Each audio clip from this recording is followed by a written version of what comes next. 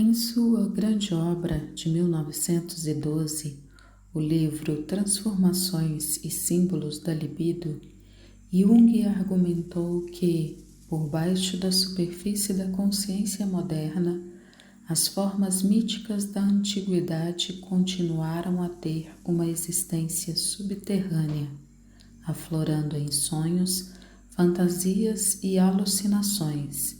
Ele lhes deu o nome de imagens primordiais e as interpretou como símbolos da energia psíquica, descrevendo seus movimentos típicos. Em 1919, ele usou o termo arquétipo para descrever estas formas. Em sua autoexperimentação, Jung estava estudando a criação de mitos da mente humana, o que o levou a uma nova avaliação da importância dos mitos e dos contos de fadas. Na visão de Jung, nos níveis mais profundos da subjetividade, deparamos com o que é quintessencialmente humano e comum a toda a humanidade. Numa fantasia, uma donzela explicou-lhe que o conto de fadas é só a avó do romance e mais universalmente válido do que o romance mais lido de tua época. E tu sabes que aquilo que, desde milênios, passa pela boca de todo o povo é, com efeito, o mais mastigado e que mais se aproxima da verdade humana mais elevada. Ele estivera procurando convencionalmente as verdades excepcionais, e ela explicou-lhe que só o que é humano e que tu insultas como banal e vulgar, isto contém a sabedoria que tu procuras.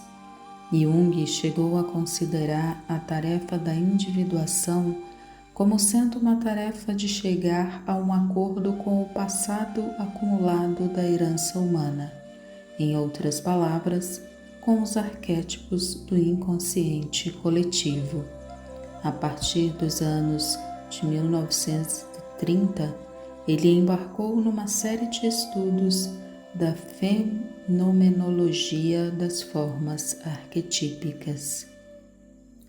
No ensaio A Fenomenologia do Espírito no Conto de Fadas, que se encontra neste livro, Jung observou, numa série moderna de visões em que o arquétipo do velho sábio aparecia várias vezes, ora como estatura normal, ao aparecer no fundo de uma cratera ladeado de paredões íngremes de rocha, ora minúsculo, e encontrando-se no topo de uma montanha dentro de uma mureta baixa de pedra.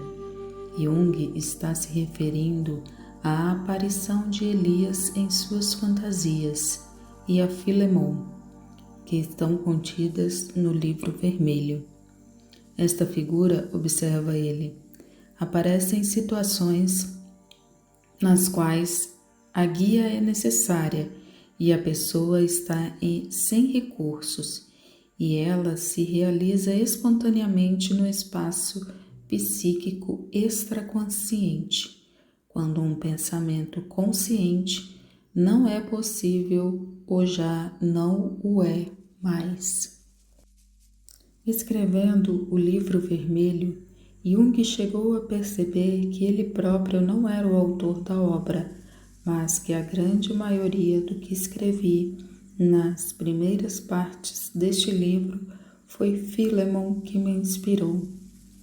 Filemon, uma figura tirada do mito e da literatura clássico, torna-se, por sua vez, o guia de Jung, seu guru, e depois o velho sábio e arquétipo do espírito. Essa sequência faz uma conexão entre as fantasias do próprio Jung, suas reflexões sobre elas e a maneira como isto o levou a formular novas concepções do funcionamento psicológico geral. Conexões similares estão presentes nos outros ensaios deste livro. A princípio, o conceito do inconsciente limitava-se a designar o estado dos conteúdos reprimidos ou esquecidos.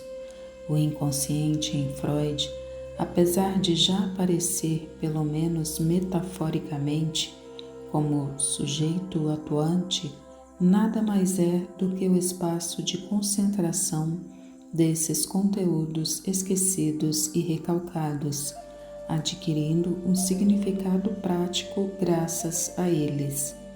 Assim sendo, segundo Freud, o inconsciente é de natureza exclusivamente pessoal.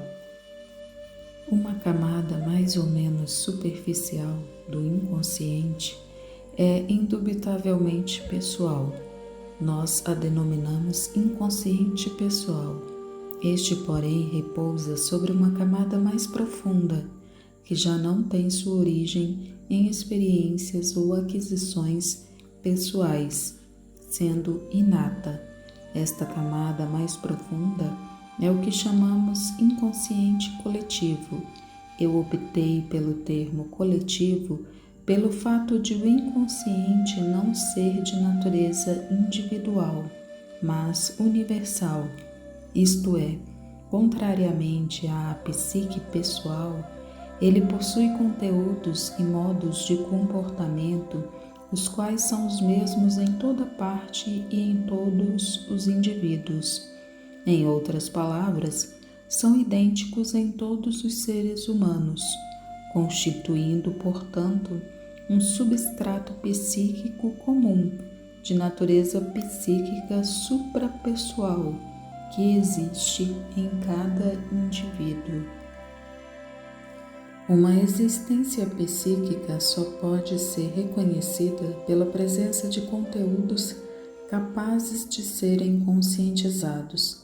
Só podemos falar, portanto, de um inconsciente na medida em que comprovarmos os seus conteúdos.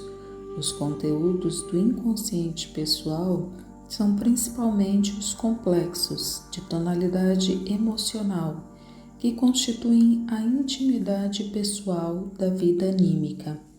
Os conteúdos do inconsciente coletivo, por outro lado, são chamados arquétipos. No concernente aos conteúdos do inconsciente coletivo, estamos tratando de tipos arcaicos, ou melhor, primordiais, isto é, de imagens universais que existiram desde os tempos mais remotos. O conceito de arquétipos só se aplica indiretamente às representações coletivas na medida em que designar apenas aqueles conteúdos psíquicos que ainda não foram submetidos a qualquer elaboração consciente. O arquétipo representa essencialmente um conteúdo inconsciente, o qual se modifica através de sua conscientização e percepção, assumindo matizes que variam de acordo com a consciência individual na qual se manifesta. Uma vez que os arquétipos são relativamente autônomos, como todos os conteúdos luminosos, não se pode integrá-los simplesmente por meios racionais, mas requerem um processo dialético, isto é, um confronto propriamente dito, que muitas vezes é realizado pelo indivíduo em forma de diálogo. Assim, ele concretiza, sem o saber, a definição alquímica da meditação como diálogo interior com seu anjo bom. Jung ressalta: se de algum modo contribuir no tocante a essas descobertas, foi por ter provado que os arquétipos não se difundem por toda parte mediante a simples tradição, linguagem e migração, mas ressurgem espontaneamente em qualquer tempo e lugar sem a influência de uma transmissão externa. Os arquétipos são determinados apenas quanto à forma e não quanto ao conteúdo. conteúdo. Uma imagem primordial só pode ser determinada quanto ao seu conteúdo, no caso de tornar-se consciente e, portanto, preenchida com o material da experiência consciente. O arquétipo é um elemento vazio e formal em si, nada mais sendo do que uma possibilidade dada a priori da forma da sua representação. O que é herdado não são as ideias, mas as formas, as quais, sob este aspecto particular, correspondem aos instintos igualmente determinados por sua forma. Quer o homem compreenda ou não o mundo dos arquétipos, deverá permanecer consciente do mesmo, pois nele o homem ainda é natureza e está conectado com suas raízes. Uma visão de mundo ou uma ordem social que cinde o homem das imagens primordiais da vida não só não constitui uma cultura, como se transforma cada vez mais numa prisão ou num curral, se as imagens originárias permanecerem de algum modo conscientes. A energia que lhes corresponde poderá fluir no homem. Estes foram os livros que serviram de base para este vídeo. Desejo a você boas leituras e boas reflexões. Até o próximo vídeo.